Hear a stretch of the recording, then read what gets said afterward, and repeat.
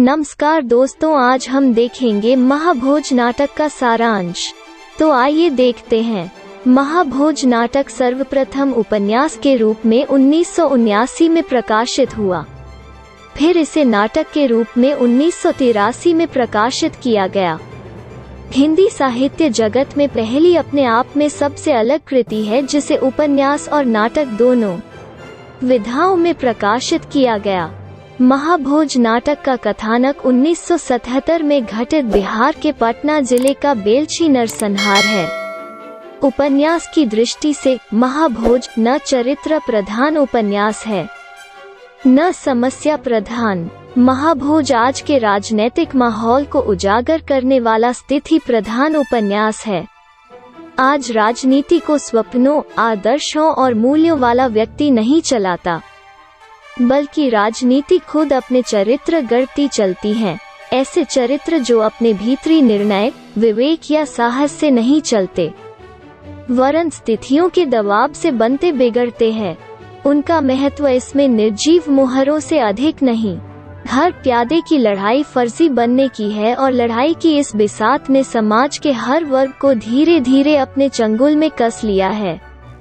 मन्नू भंडारी आजादी के बाद के कानून, न्याय व्यवस्था का पतन, सत्तारूढ़ व्यक्तियों के द्वारा अपराधी गतिविधियों में संलिप्तता और व्यक्ति विशेष के साथ अमानवीय व्यवहार का दृश्य परिलक्षित होता है।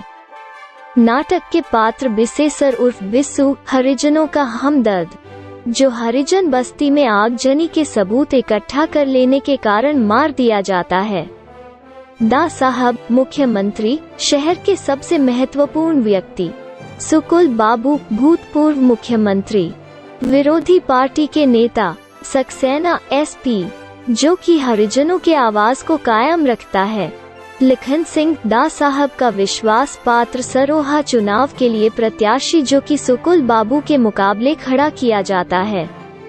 अप्पा साहब सत्तारूढ़ पार्टी के अध्यक्ष। पांडे जी दा साहब के निजी सचिव। जमुना बहन दा साहब की पत्नी। सिन्हा DIG। दत्ता बाबू मशाल साप्ताहिक के संपादक। भवानी मशाल का सहायक संपादक। Narottam press reporter. Mahesh research scholar एवं सूत्रधार। रत्ती दा साहब का PA। Mohan Singh police constable. Hira Bissu का बाप। बिंदा बिस्सू का अभिन्न मित्र। रुकमा बिंदा की पत्नी। जोरावर सरोहा का जमींदार नुमा नव धनाढ़ किसान। काशी सुकुल बाबू का विश्वसनीय कार्यकर्ता। थानेदार सरोहा का थानेदार। जोरावर का चमचा। लठैत जोरावर का आदमी। लड़की जोरावर की लड़की। जोगेसर साहू सरोहा का बनिया। महाभोज नाटक की समीक्षा। महाभोज नाटक में सरोहा गांव का जिक्र है, जहां यह घटना घटित होती है, जो कि उत्तर प्रदेश के पश्चिमी भाग में स्थित है। इसमें नैतिकता, अंतर्विरोध, अंतर्द्वंद से जूझते सत्ताधारी वर्ग, विपक्ष, पत्रकार और प्रशासनिक वर्ग के अवसरवादी चरित्र पर टिप्पण नाटक दृश्यों में विभाजित है। दृश्य एक प्रथम दृश्य में गांव का माहौल है, जहां बिसेसर की मां बिसेसर की लाश के समीप रोती है। गांव में बिसेसर की लाश का पुलिया पर मिलने से सनसनी का माहौल व्याप्त है। गांव में सबको यह यकीन था कि बिस्सू की हत्या हुई है आगजनी वाली घटना के कारण। दृश्य 2 शहर का माहौल है, जिसमें मशाल साप्ताहिक का कार्यालय नरोत्तम गांव से सीधे रिपोर्ट लेकर भवानी को सब हालिया सुनाता है। बिसेसर एक हरिजनों का नेता था। गांव में चुनावी सरगर्मी में ऐसा होना कोई आम बात नहीं है। आगजनी वाली घटना में किसी के कानों पर जू तक नहीं रेंगा था, किंतु इस घटना में सब कुछ मुस्तैदी से हो रहा है। पूर्व मंत्री सुकुल बाबू का चुनाव में खम ठोक कर खड़ा होना।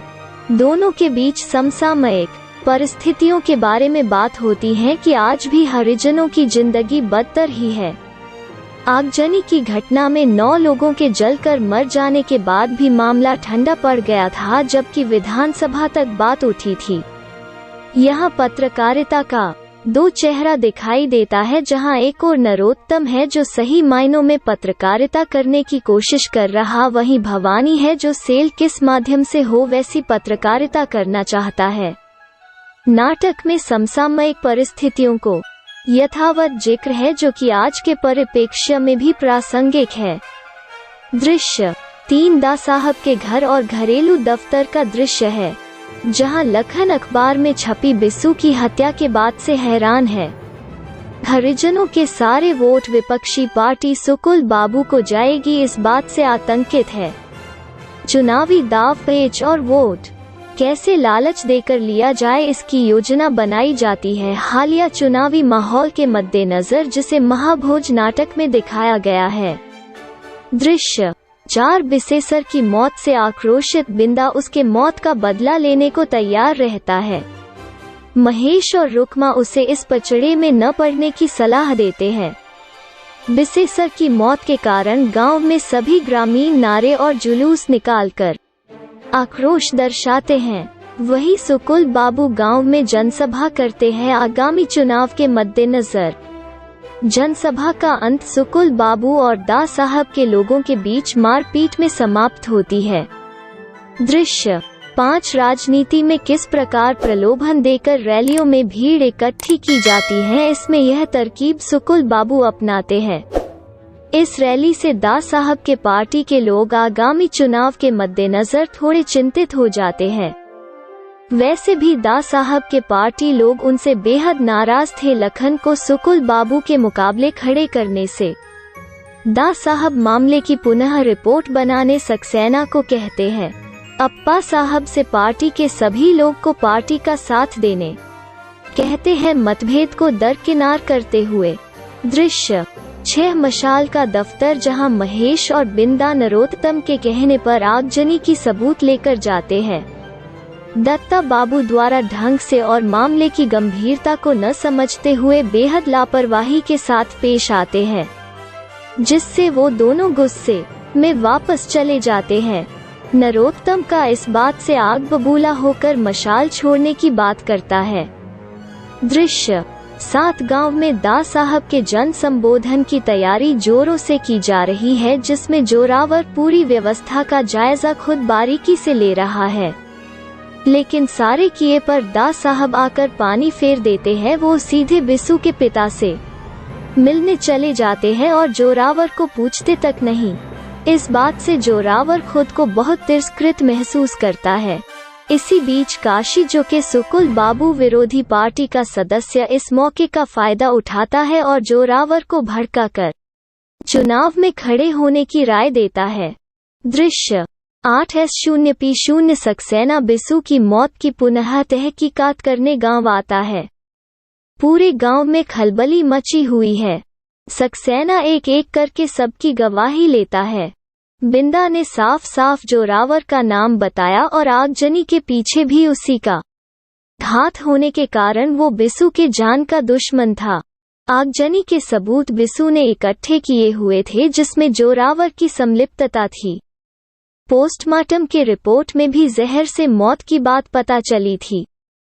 दृश्य 9 अचानक सक्सेना के रेस्ट हाउस पर रात को महेश आता है। बिंदा की गवाही के कारण उसकी पिटाई की बात बताता है और जिन लड़कों ने बिस्सू को जहर दी थी उनके बारे में बताता है। दोनों के नाम और के उन दोनों को पकड़ लीजिए, वही एकमात्र सबूत है, नहीं तो बिंदा ही उसे मार डालेगा। दोनों लड़के टिटरी गांव के हैं, बिंदा भी वही गया है। दृश्य 10 सक्सेना के रिपोर्ट में जोरावर को साफ साफ हत्यारा घोषित किया।